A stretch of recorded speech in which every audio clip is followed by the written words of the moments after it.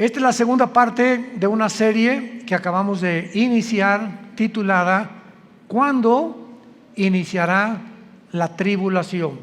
Si lo quieren apuntar para que continúen con esta serie, esta es la segunda parte.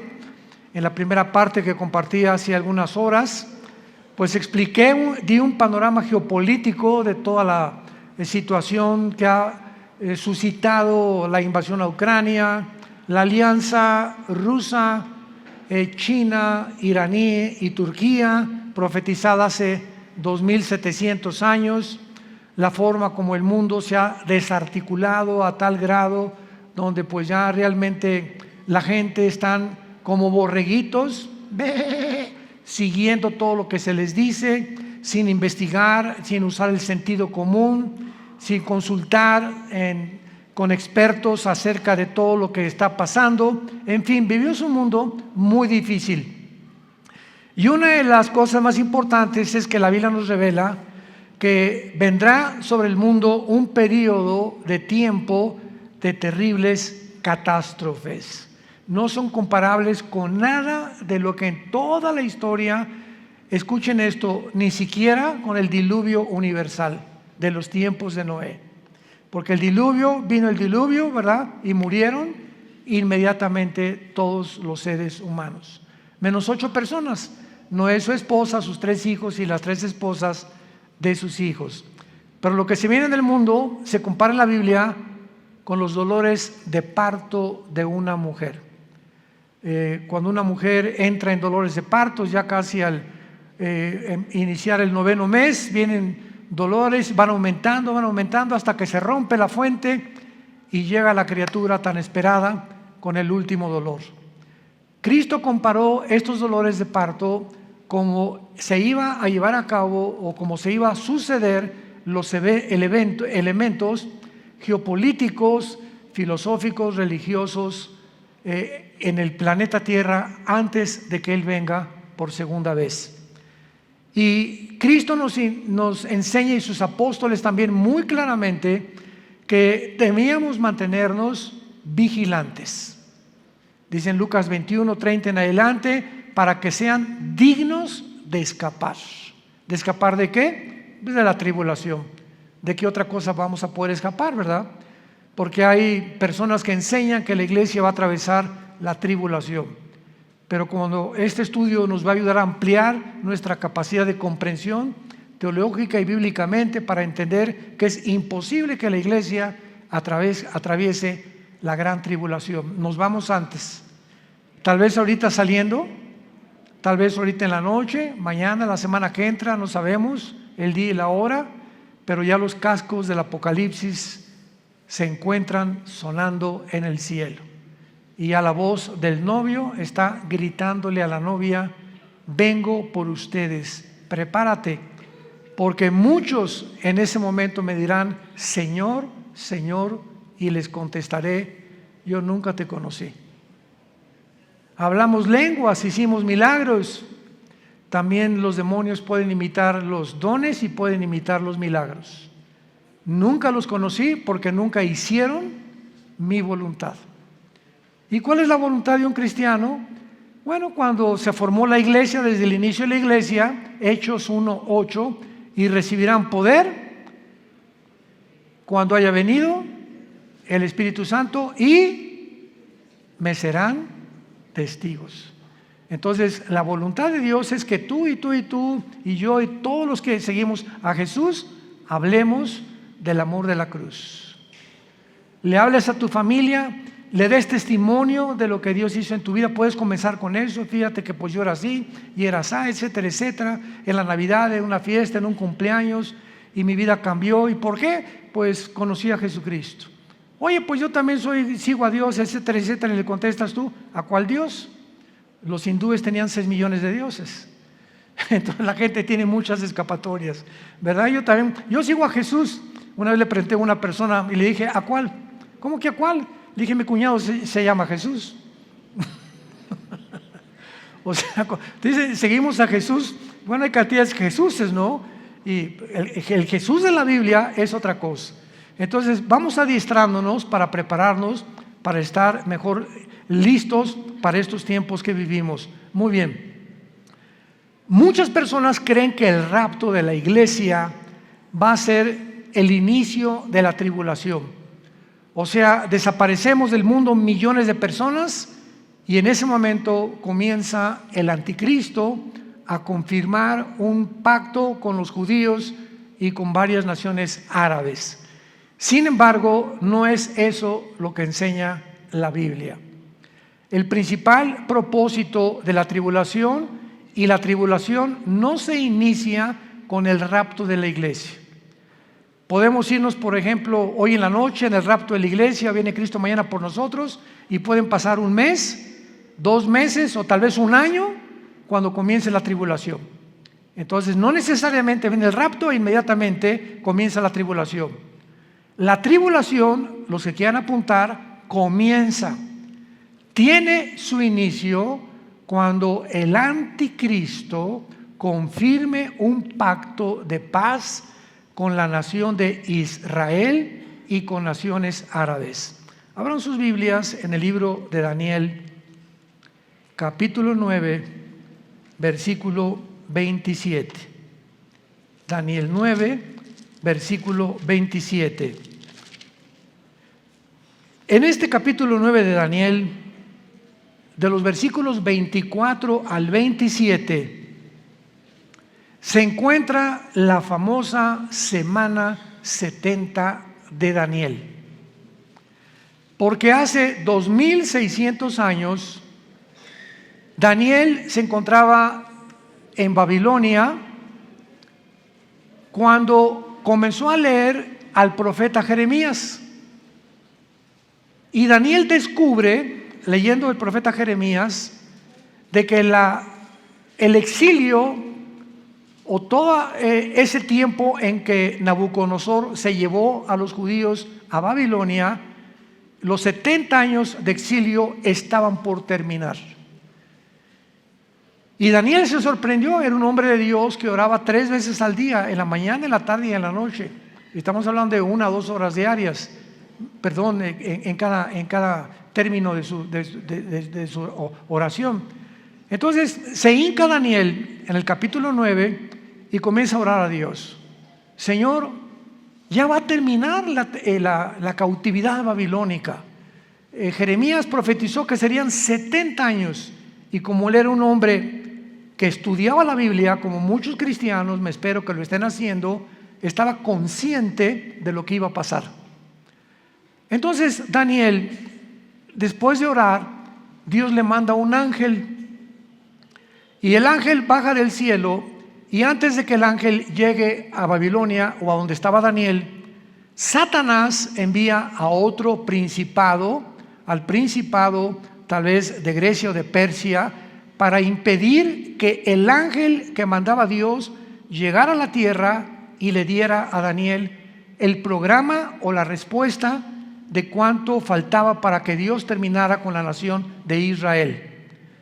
Entonces hay una guerra en el cielo, está en el capítulo 10 de Daniel, hay una guerra en el cielo, finalmente el ángel llega hasta donde era Daniel y el ángel le revela a Daniel todo el programa cronológicamente de la nación de Israel. Porque todo el Antiguo Testamento, el pueblo de Dios es Israel. El Nuevo Testamento es la iglesia. Y la iglesia no es Israel, ni Israel es la iglesia. Son 2 entidades completamente diferentes. Israel no era el cuerpo de Cristo como se formó con la iglesia. Nosotros somos el cuerpo de Cristo. Israel era la esposa del Padre. Y Dios se divorcia, le da cartas de divorcio a Israel y hasta el momento Israel, el antiguo pueblo de Dios, se encuentra en la banca y Dios forma a una entidad nueva que se llama la iglesia desde hace 2000 años después de la resurrección de Jesucristo y desde el día de Pentecostés. Entonces la iglesia es una entidad completamente diferente de Israel. Entonces Dios, el ángel le dice a Daniel, Daniel, Dios tiene 490 años en su programa para terminar con la nación de Israel. Y la palabra que se usa aquí son 70 semanas. Así dice el versículo 24. 70 semanas están determinadas, decretadas sobre tu pueblo Israel y sobre tu santa ciudad Jerusalén. Los judíos tenían semanas de días y tenían semanas de años. Y aquí es lógico, ¿verdad? Por el contexto, que no está hablando de semanas de días, como lo vamos a comprobar. Entonces, 70 años están decretados para Israel, para que Dios ya acabe finalmente con toda la historia de Israel. Y el ángel le dice a Daniel: desde que se comience a restaurar la ciudad de Jerusalén, porque en aquel tiempo llegaron los babilonios, llegaron los medos persas, llegaron todo, ¿verdad? Y acabaron con Jerusalén. Cuando comience a ser restaurada Jerusalén hasta el Mesías, habrá 483 años. 483 años, o sea, 6 semanas, que son semanas de años, vuelvo a repetir. ¿Cuándo se comenzó a restaurar Jerusalén? Nehemías, capítulo 2, del 1 al 6. Cuando el rey Artajerjes de Persia le ordena a Nehemías y le da permiso para que regrese a Jerusalén, que estaba hecha a pedazos, y comience su reconstrucción. Y del momento de que se decretó el regreso o la restauración de las murallas de Jerusalén hasta el Mesías, matemáticamente, damas y caballeros, santos de Dios, lo comentaba en la conferencia anterior, para cualquier ateo, cualquier escéptico, cualquier agnóstico que esté buscando evidencias en la Biblia, esto es extraordinario. Fueron exactamente, desde la reconstrucción de Jerusalén hasta la muerte de Jesús, 483 años. ¿Faltan cuánto? Faltan una semana, o sea, 7 años. Por eso se llama la semana 70 de Daniel. Entonces, los judíos rechazan al Mesías y se interrumpe el reloj cronológico de Dios. Y le dice Dios a Israel: no me vas a volver a ver, Jesús, con las palabras de Jesús, hasta que digan Baruch Hashem Adonai Eloheinu, que significa en el hebreo: bendito el que viene en el nombre del Señor. Hasta que ustedes me reconozcan como Mesías, no vuelvo a tratar con la nación de Israel. Entonces Dios se vuelve y forma una nueva entidad llamada la iglesia. Y la palabra iglesia, eclesia en el griego, significa los que Dios llama fuera del mundo espiritualmente. Nos envía Dios a su espíritu a morar dentro de nosotros para que tengamos el valor. No nos dio espíritu de cobardía, le dice Pablo a Timoteo, sino de poder y dominio propio, para que tengamos el valor de hablar del Mesías al mundo, de hablar del amor de Dios a mi familia, a mis suegros, a mis hijos, a mis padres, a mis compañeros de la oficina, en el bufete, en el consultorio médico, para hablar y decirle al mundo su necesidad profunda, intrínseca, de recibir al Salvador. Ese es el valor que una persona que no tiene a Cristo no testifica. Si tú te llamas cristiano y nunca has hablado de Cristo, dudo que tu cristianismo sea real. Muy bien. Entonces, esta semana que le falta Dios a tratar con Israel, se interrumpe por el periodo o la dispensación de la época de la iglesia, que tiene que durar 2000 años. ¿Por qué 2000 años? Porque de Adán a Abraham, 2000 años, de Abraham a Cristo, 2000 años, y de Cristo a cuando termina la iglesia, 2000 años, o sea, 6000 años. Dios creó el mundo, el universo, en 7 días, ¿se acuerdan? Génesis capítulo 2. Entonces, este séptimo día, dice el Salmo 90 y 2 de Pedro 3, que para Dios un día son 1000 años, y 1000 años es como un día. Entonces, Dios establece su reloj cronológico desde los 6 días de la creación, que son un símbolo de lo que va a durar la historia del ser humano en este planeta. 6000 años nada más. Y cuando entremos al milenio, al séptimo día, vamos a entrar al reino mesiánico que serán nuestras vacaciones. Pero ya no vamos a hablar de eso ni nos vamos a adelantar. Es importante que nos ubiquemos ahorita en lo que estamos hablando de la semana 70 de Daniel. Entonces, Israel, ahí nos vemos. Ya no te voy a ver hasta que usted me reconozca. Mientras tanto, Dios se voltea, porque la Biblia dice, los ojos de Jehová están sobre los justos. Y cuando habla la Biblia de los ojos de Jehová, se refiere a su presencia.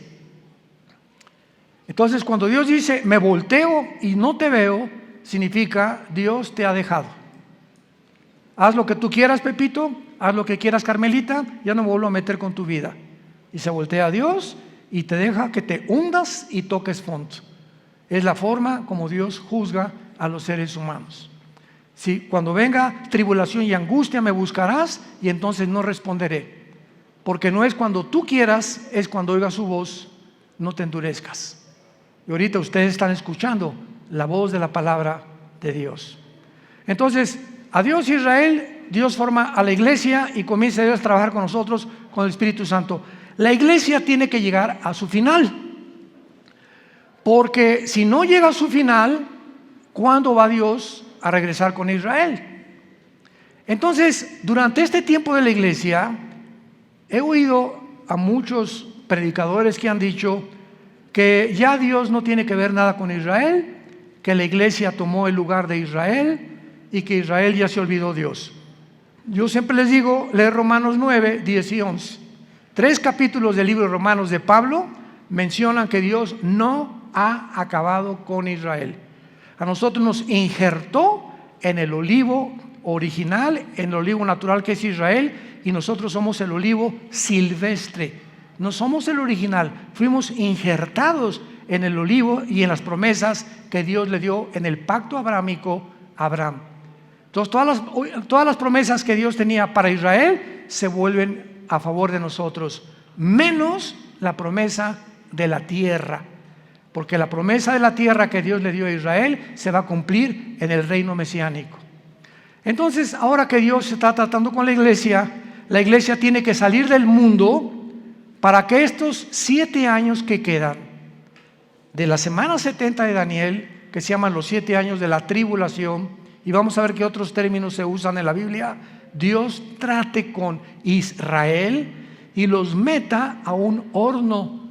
¿Qué microondas ni qué nada? Va a ser un horno de fuego donde los va a purificar para que puedan estar listos y entrar junto con nosotros al reino mesiánico o al reino milenial. Pero veamos el versículo que más nos interesa, que es el versículo 27 de Daniel 9. Y por otra semana, o sea, por otros 7 años, ahí está la semana 70 de Daniel, es la semana que falta para Israel, que son los 7 años de la tribulación. Y por otra semana está hablando del anticristo. Confirmará el pacto con muchos. A la mitad de la semana hará cesar el sacrificio y la ofrenda, y después, con la muchedumbre de las abominaciones, vendrá el desolador, que es el anticristo, hasta que venga la consumación y lo que está determinado se derrame sobre el desolador. Santos de Dios, este versículo 27, por eso la Biblia es más moderna que el periódico de mañana en la mañana. La Biblia es más moderna que cualquier noticia que el mundo pueda sacar, porque todo Dios lo puso con anticipación para que cuando suceda nos acordemos que Dios es el Dios que conoce el futuro. Y ese es el verdadero Dios a quien tú y yo estamos sirviendo. Noten ustedes, hablando del anticristo, versículo 27, y vamos a traducirlo, por 7 años el anticristo va a confirmar, no a afirmar. ¿Ya lo vieron? Confirmar un pacto. Esto significa que cuando nos vayamos nosotros y el anticristo se siente con los rabinos judíos o con los gobernantes de Israel actuales, o no sabemos quiénes serán, para firmar un pacto, confirmar un pacto, estos gobernantes judíos van a aceptar que este hombre les garantice la paz por 7 años, por la semana 70 de Daniel, que son 7 años. Entonces el anticristo les va a decir: por 7 años les garantizo que ninguna fuerza externa, ningún poder, ni Rusia, ni China, ni nadie los va a atacar. Pero al mismo tiempo dice: confirmará el pacto con muchos, aparte de Israel. ¿Quiénes son estos muchos? Las naciones árabes, que han sido su principal enemigo de Israel. Ahora, qué maravilloso. Desde 1948 que Israel se estableció como nación soberana, independiente y libre, y el mundo estupefacto volteó hacia Israel, en un día se formó una nación, después de casi 2000 años que estuvieron exiliados por todo el mundo.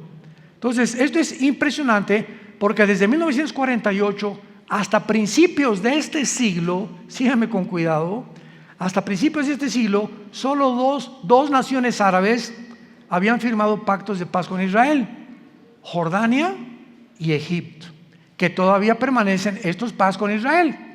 Pero en estos últimos meses de la administración de Trump y la administración de los demócratas en Estados Unidos, las naciones árabes, aparte de Egipto y Jordania, cosa que nunca se había visto en la historia, comenzaron a decirle a Israel: ¿nos das chance de estar bajo tu paraguas? ¿Qué? ¿What? ¿Nos das oportunidad de que quedemos bajo su protección? ¿Cómo?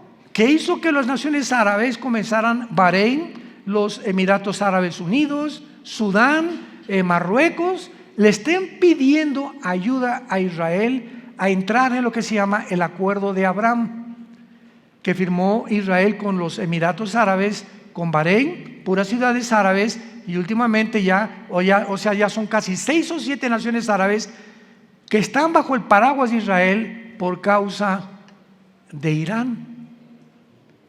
Porque Irán comienza a bombardear a Arabia Saudita hace 1 o 2 años, a sus pozos petroleros, y Estados Unidos no interviene, ni tampoco Israel, porque Israel no tiene ningún pacto con Arabia Saudita, es la nación más grande de toda la península arábica. Entonces se dan cuenta los árabes que si Estados Unidos no los protege ya, solamente les queda la aviación y el ejército de Israel, que es el ejército más poderoso del mundo entero. Así de chiquititos, pero bien picosos. Entonces comienzan a pedirle ayuda a Israel: oye, vamos a un acuerdo. Israel feliz, ¿verdad? Porque ahora Israel les da protección y se están protegiendo más y más y más. Y cuando dice que el anticristo va a firmar con Israel y con muchos, ya son 7 naciones árabes las que han firmado el Acuerdo de Abraham. Falta Arabia Saudita. Y Arabia Saudita, ahora que vino el presidente Biden a Arabia, todo el mundo, primero fue Israel, después fue Arabia, todo el mundo estaba esperando porque él venía a eso. Pues vamos a convencerlos de que firmen y se unan a Israel. Pues el jeque de Arabia Saudita le dijo al presidente Biden: no vamos a firmar ningún tratado de paz con Israel, porque tenemos una sola condición: cuando Israel haga la paz con los palestinos y Israel le permita a los palestinos poner un estado palestino dentro de Israel, firmamos el Acuerdo de Abraham, cosa que los judíos nunca van a hacer. Así que le están pidiendo, ¿verdad?, algo que está completamente en contra de la misma política de hace más de 75 años que se formó Israel, para que ellos permitan que los palestinos formen un estado dentro de Israel. Imagínense, ahorita están los palestinos en la Franja de Gaza, están en el Banco Oriental, en Jericó, y están en la frontera con Galilea, en las colinas del Golán, Siria, apuntando los cañones contra Israel. Entonces imagínense que en México haya 2 Méxicos. O sea que la península de Yucatán y Chetumal, etcétera, etcétera, le digan al presidente: pues nos independizamos del gobierno mexicano, pero vamos a estar dentro de la República Mexicana, pero con 2 gobiernos. Vamos a hacer completamente 2 gobiernos, y va a haber 2 gobiernos dentro del mismo terreno geográfico de la República Mexicana. Pues esperamos guerras, ¿verdad? Esperamos siempre haber problemas, porque pues ¿cómo vamos a poder estar 2 presidentes gobernando el mismo terreno geográfico que nos pertenece desde hace miles de años? Entonces Arabia Saudita está ahorita completamente descansando, ¿verdad? Está en pausa hasta que Israel le conceda a los palestinos tener una nación dentro de Israel, cosa que va a suceder. ¿Dónde lo encontramos? En el libro de Joel, en el Antiguo Testamento. Ahí denle la vuelta a Oseas, después de Daniel, para que no se vayan hasta Génesis. Y luego sigue Joel, no se pierdan tanto.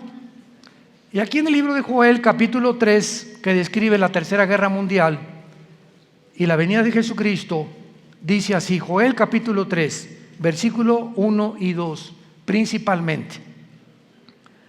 Porque he aquí que en aquellos días y en aquel tiempo en que haré volver la cautividad de Judá y de Jerusalén, reuniré a todas las naciones y las haré descender al valle de Josafat, o sea, al valle del Meguido, donde será y se librará la Tercera Guerra Mundial, conocida como la batalla del Armagedón, que se encuentra en Apocalipsis 16, del 12 al 14. Los reuniré en el valle de Josafat, y allí entraré en juicio con ellas a causa de mi pueblo y de Israel, mi heredad, a quienes ellas esparcieron entre las naciones y repartieron mi tierra. Una de las razones por las cuales Dios se va a enojar con la nación de Israel es que van a acabar cediendo a la presión de otras naciones para permitir dos naciones dentro de una nación. Repartieron mi tierra, la tierra que Dios le prometió a Abraham, a Isaac y a Jacob. Muy bien, ahora veamos este famoso pacto de paz o tratado que confirmará el anticristo, porque hay 5 cosas claves de este tratado, los que lo quieran apuntar. Número 1, el tratado de paz que el anticristo va a confirmar con Israel será entre Israel y el anticristo, involucrando a naciones árabes. Número 1, involucrando a naciones árabes.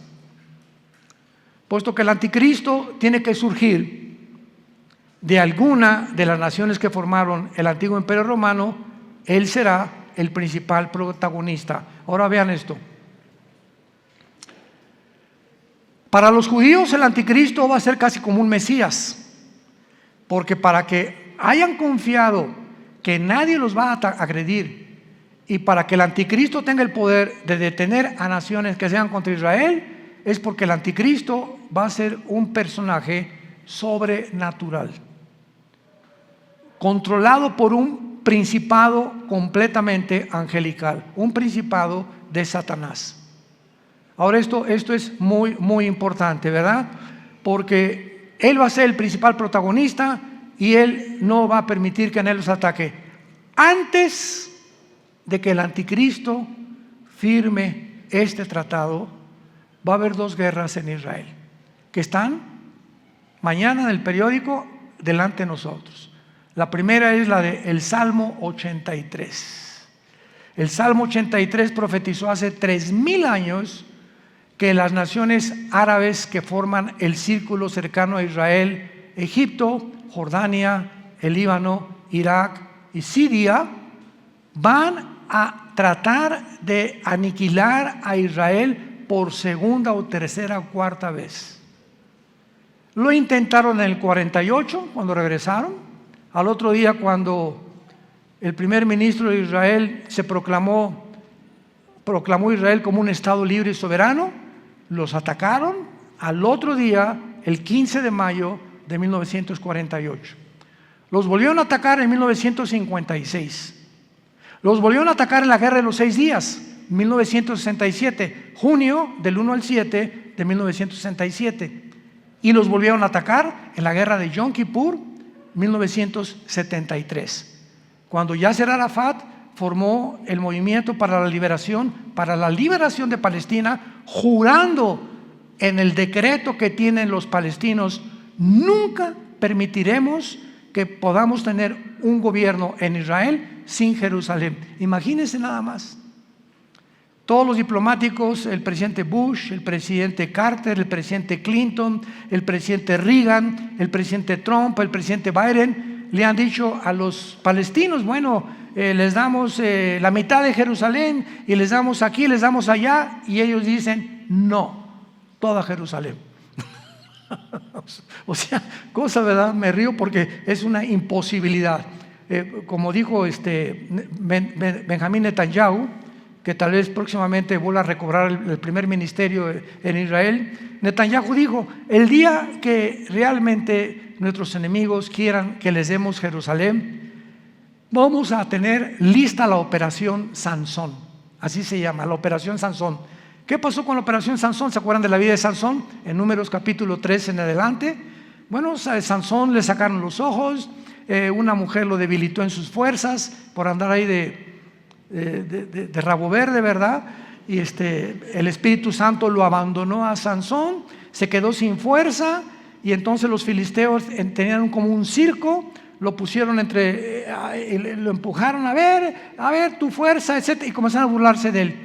Y ahí Sansón, en medio de este espectáculo donde todos se burlaban de él, los filisteos, le dijo a Dios, Padre, por favor yo te pido, como un último acto de mi voluntad, llévame a donde haya 2 columnas, porque Sansón conocía el teatro filisteo, para que yo pueda derribar este teatro.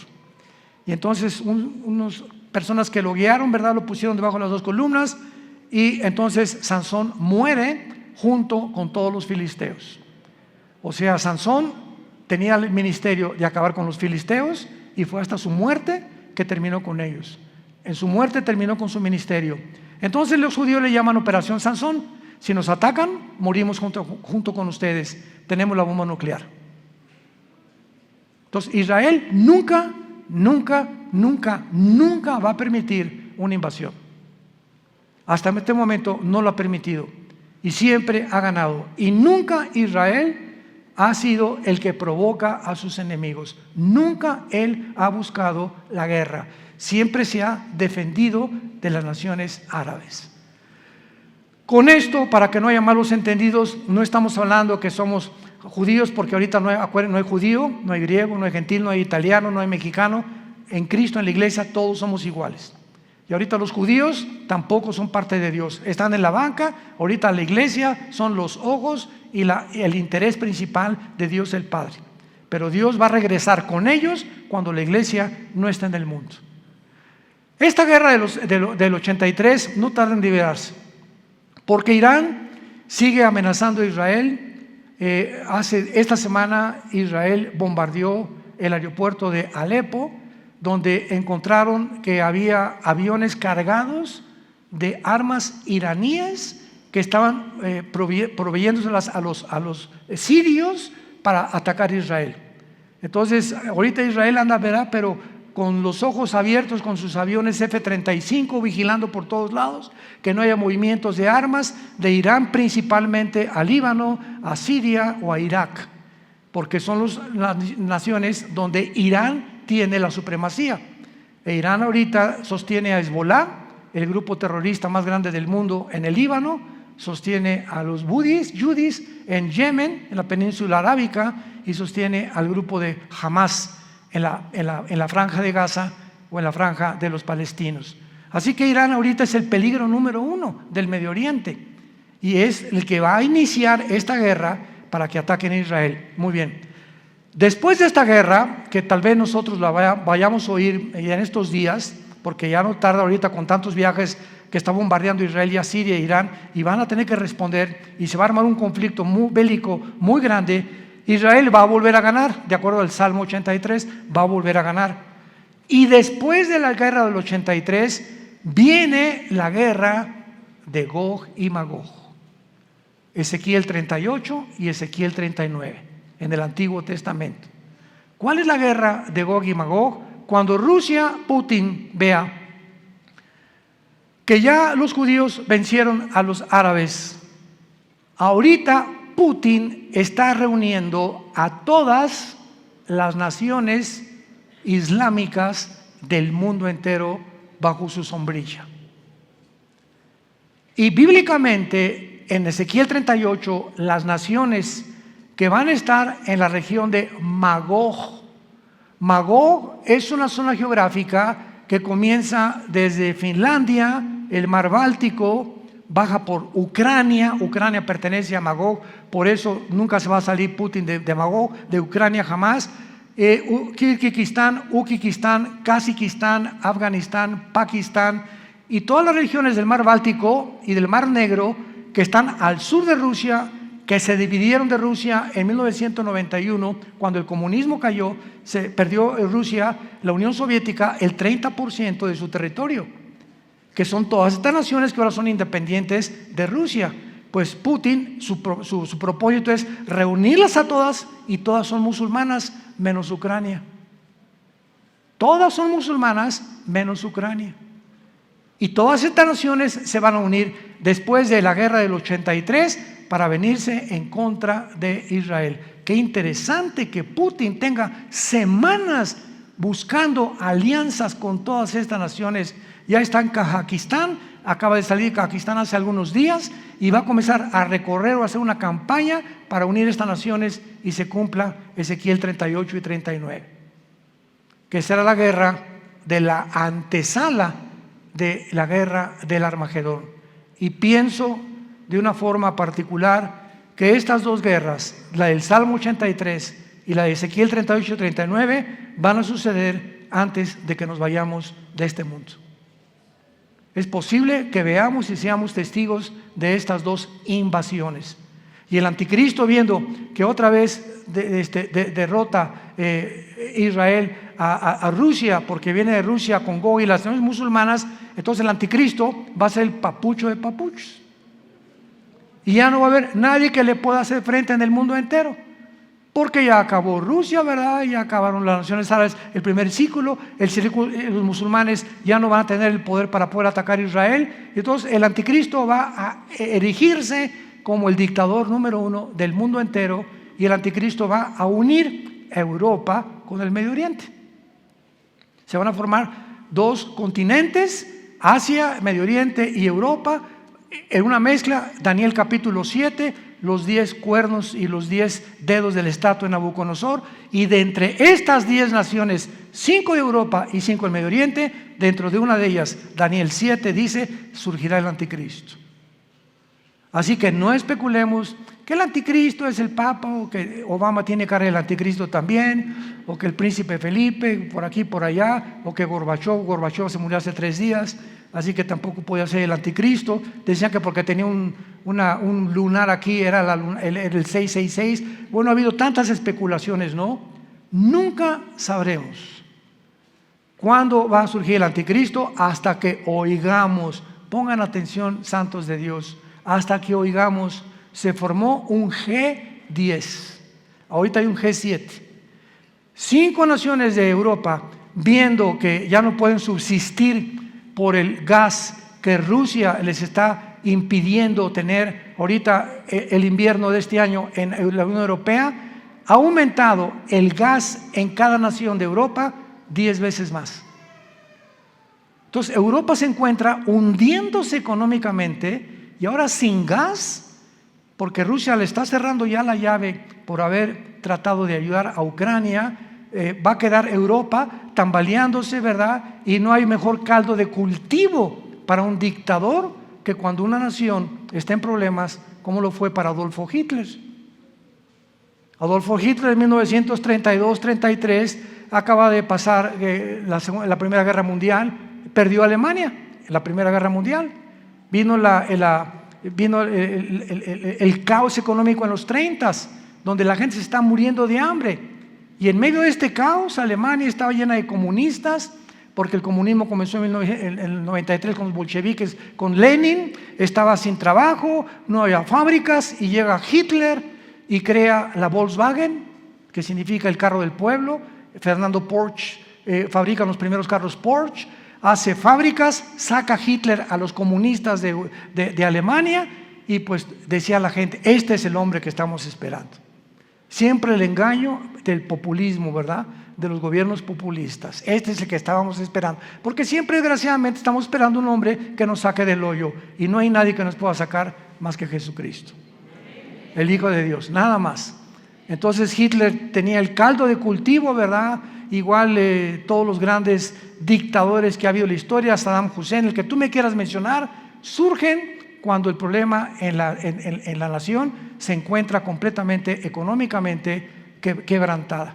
Y de ahí el que surja en la nación le estará eternamente agradecido que lo sacó del hoyo, pues el anticristo se formará y lo adorarán como Dios.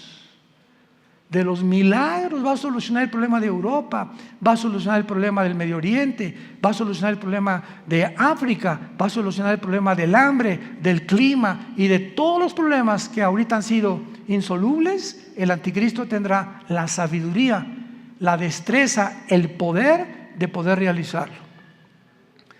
Veamos en el libro de Daniel capítulo 8 lo que acabamos de comentar del anticristo.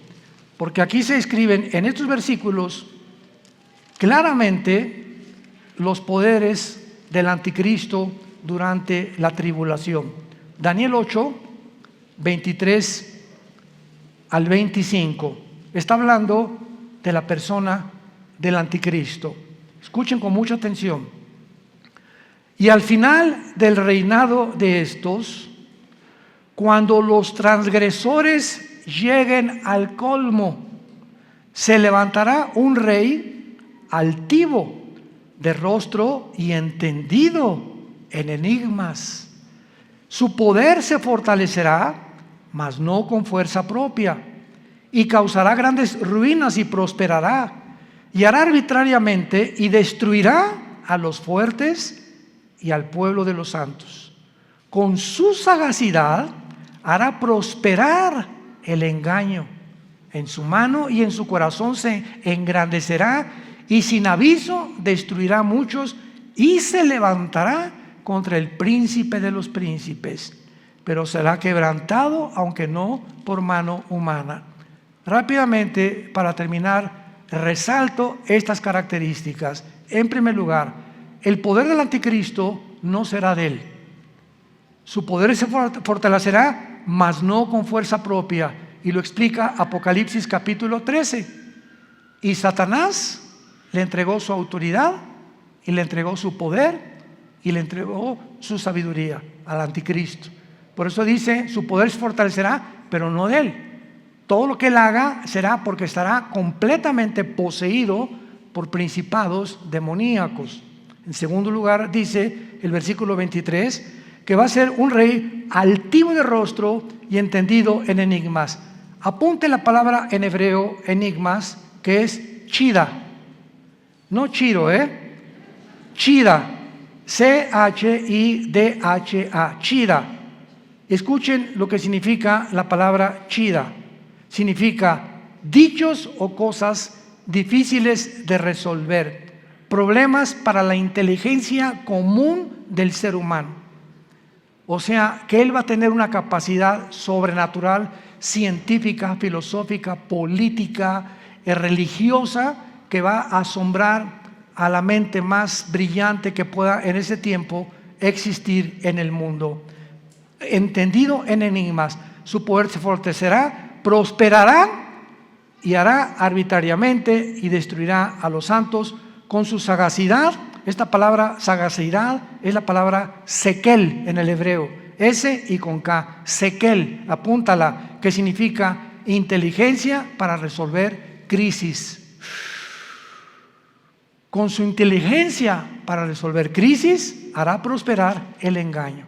O sea, todo su reino será de engaño, de mentiras, de promesas falsas, porque a los 3 años y medio, en lugar de los 7 años, entrará al templo judío, les permitirá reconstruir el tercer templo a los judíos, los traicionará a los judíos y comenzará la persecución. Mateo 24, 15 al 20. Así que nos encontramos, hermanos, ante un panorama delante de nosotros que es muy claro, porque será un pacto firme el que va a confirmar. Va a iniciarse con 7 años de falsas promesas.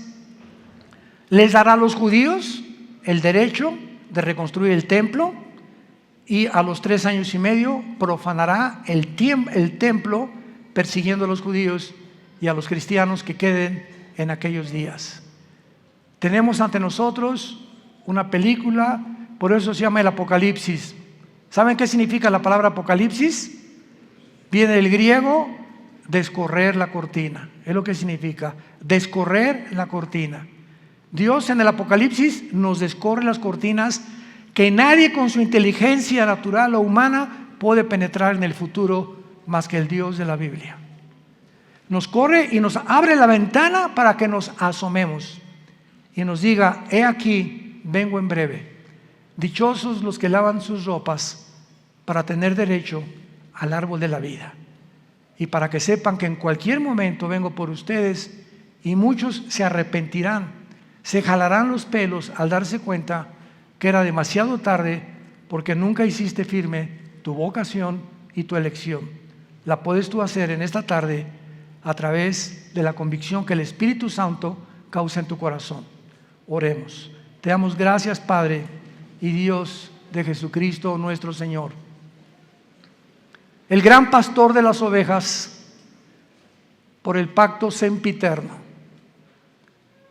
Oramos que Dios te haga hacer, que te motive y que tu pueblo pueda despertar, Señor, porque tu pueblo está dormido.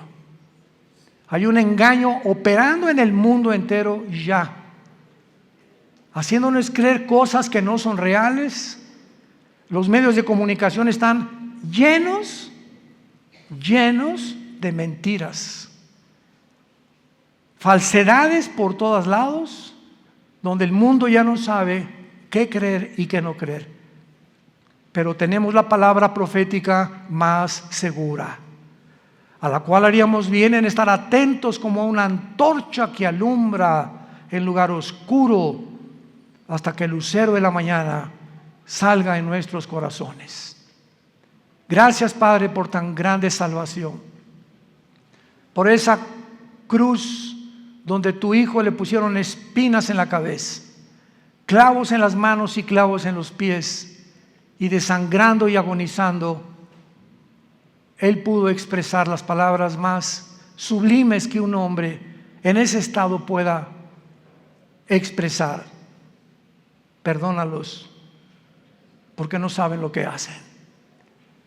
Pero en este momento tú ya sí sabes que Él murió por ti, para pagar por tus pecados, que fue enterrado, crucificado y resucitado a los 3 días, y que tú necesitas abrazar esa cruz hoy, que tu corazón está preparado, e invitarlo a tu vida como tu Señor y Salvador. Dile estas palabras desde lo profundo de tu alma, si quieres en este momento arrepentirte de tu vida y entregársela a Dios. Padre, te pido perdón por mi vida, por mis pecados. Creo que en esa cruz con tu sangre pagaste por ellos, y que a los 3 días resucitaste de los muertos.